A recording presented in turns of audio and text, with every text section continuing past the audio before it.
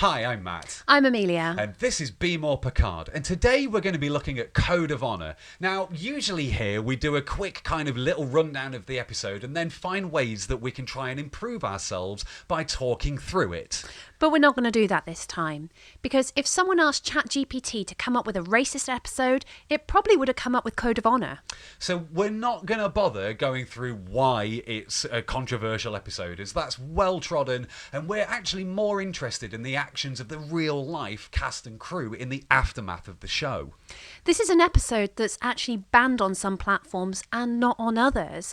And while we don't see the need to make a full video on this episode, there are some interesting talking points to take on board and to challenge some of our existing thinking.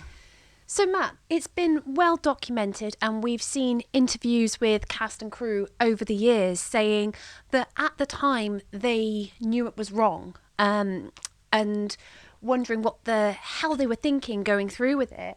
I mean, it's such a rare misstep, don't you think? It really is, because it's quite obvious, I think, to anybody that was there on the set that there was no one unified cultural theme that they were going for. There was just so much stuff that was quite literally, in some cases, thrown at the wall. And when you consider all of the other groundbreaking episodes that they were filming around them, you know, we had such in-depth character studies already very early in the series, and they showed that the show was going to be about the strength of writing and that we solve conflicts properly and everything. And while they did, I love the fact that they take on complicated issues. We've not done episodes on this yet, but we will be doing episodes on where they go through, you know, Commander Troy has a bad time. I need to look up the YouTube friendly word for what happens to Troy in one episode. There's Space Ghost sex with Crusher, and the whole issue of not only sexuality comes up, but even men transitioning to women and androgynous stuff, which for the 80s was so forward thinking and groundbreaking. But yeah, it just seems like it was such a slip for this one to get through the net. From what we've seen with the interviews and everything like that, it seemed as though it was a bit of a perfect storm, really. There was a little bit of budget, a little bit of time constraints, and moving on to the next talking point, actually, a huge problem with the director that they had in place at that particular time, who it seems as though he either changed or he lent in to some of the more problematic areas of it that actually made things a heck of a lot worse. I don't think the excuse of it was a different time stacks up with this one, because as the cast of, you can find so much footage of the cast at Comic Cons and interviews. Jonathan Frakes does loads of podcasts where he talks about this, and Jonathan, we'd love to have you on one day. We could zoom you in, we could teleport you, anything, mate. Hey, we'd come to America. Yeah. So the fact that they knew at the time that as they were filming it, they were going, this ain't right, but I don't think anybody kind of had the cachet to be able to stand up to the studio and go, I don't want to do this. No, exactly, which is a shame. And I think there's a lot of things that people do when they don't necessarily feel empowered and they don't necessarily feel that they can stand up to things and still keep the relationship, keep the job, keep the thing. You know, it just goes to show actually how much survival actually ties into some of the terrible decision making that humans make over time. You know, they've done scientific studies on this, that people in power giving a command, I think it was the electric shock one, where you had to give someone, you were told that you were giving someone an electric shock in another room, and the person with the clipboard is saying, you must do this, you must comply, and I think pretty much nearly everybody complied in that study. And we all like to think, oh yeah, we would just walk away. I'd be the one that would stand up to that, but you really... Until you're there, you don't know. Exactly. Exactly. I've definitely been in situations where in advance I've thought I'll be the one that can see through this. Very quick example is I went to see Darren Brown on stage. I'll be able to spot some. You're not suggestible. You're not susceptible. You're not suggestible. Yes, you are. Exactly. He played because I was lucky enough to get on stage with him, and he played me like a fiddle and made me think that I was in control the whole time. I won't relay the story now. Oh, sweetie. But you are quite right. Somebody with an assumed position of authority and intent behind them can make people do really bad things. And I think that to bring it back to Star Trek, because that's what we're here for, not Matt recounts his favourite stories. Sure. That's a different podcast altogether. But I think that it was such a culture back then of they didn't want to annoy the studio. They didn't want to, there was a lot of problems with the writers because to put something into context, I should have looked at what series this was, but wasn't it around that time that Dr. Crusher got replaced because she had disagreements with a producer or a writer or one of them? Yeah, season 2, season 3, something like that. Yeah. And we ended up with that data woman. You know that etymologists actually attribute the way that we say data to Star Trek because they said it's so much, and it was still a relatively new word that wasn't in common parlance at the time. Them keep saying data, and that was the one good thing that doctor did was had is it data or data? And it got codified as data because of Star Trek, because that's the influence that it can have on people. To get back to the point of, they were...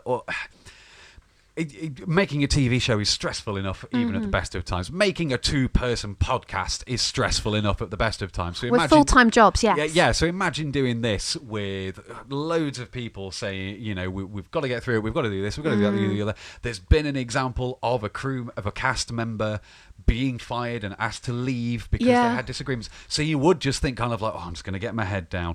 I think, so to round this out, I think that ultimately we've given some ideas as to why, the cast, even though at the time they knew it was wrong but might have continued. And while it's not an excuse, it's coming at it from a place of grace and understanding for them and the position that they were in, really. I don't think anybody holds any ill will against the cast for doing this. And absolutely. Even if they hadn't spent the last... I was going to say 30 years, but it's probably more than 30 years, actually, which is depressing. Even though they spent a long time... Over 30 years. Yeah, over 30 years, kind of going like, sorry, mea culpa, sorry, didn't mean that, sorry. We can't hold anything against them, and this is part of why we wanted to talk about this episode now and not give it the full treatment that we usually would. If you want to see how we usually treat an episode, please go and check out the channel where we've got loads of in-depth dives going into why loads of episodes are great and how we can be more Picard. But the reason that we wanted to include it was because they have spent their time kind of holding their hands up and going, sorry about that, we shouldn't have done that. And it shows great grace, as Amelia said, that they're able to own up to their mistakes, and that it shows that if you do make a mistake in something, if you do mess up at work, in your personal life, whatever, like, own up to it. Yes, hold it. Always. Don't be the person who goes, I've got no memory of making that. They could someone who doesn't take accountability. Exactly. Buries it, tells you that, you're wrong, tries to minimise it. It didn't happen. It wasn't that bad. It wasn't that bad, or we only it was got the time. It was. But they haven't done that. They've all kind of said afterwards, like, look, that was a mistake. And they're really sorry about it, and it shows again, one of the things that we like to try and find with Star Trek normally in the characters is the humanizing aspects of them. We've just done some videos about 5 ways that we don't want to be more like Jean-Luc Picard, even though this channel is trying to inspire people to be more Picard. It's literally the name.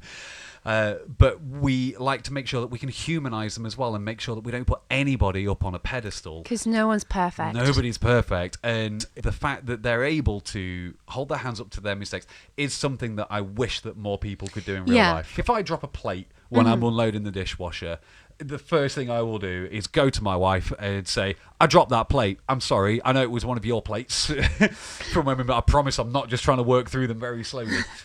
Is this the plates that she brought into the marriage? Yes. But the reason that I do that now comes from because when I was a kid, I would try and hide these things. You would not believe the stupid stuff that I tried to play off as, I don't know. It's like, Matthew, the door has been ripped off the wall. That was not an accident now. It was. If I drop a plate or drop a favourite cup or something, yeah, you're going to be upset about it, but you're going to be less upset than if I tried to hide it or, and if you do try to hide things or shy away from these kind of mistakes, it can start to eat at you. Yeah. And, you get that a guilty conscience. The guilty conscience, the gnawing in the stomach. Yeah, Exactly. It's not good. And one of the ways that I think that you can try and help yourself deal with that is to just let it out. Yeah. And that is exactly what the cast have done here. Rather than spend their lives at Comic Cons and interviews and podcasts just going like, can we not talk about that? Yeah. They've got their way of handling this chapter of their lives that none of them are proud of. To me, it just helps to emphasize the good work that they did and the brilliant episodes even more.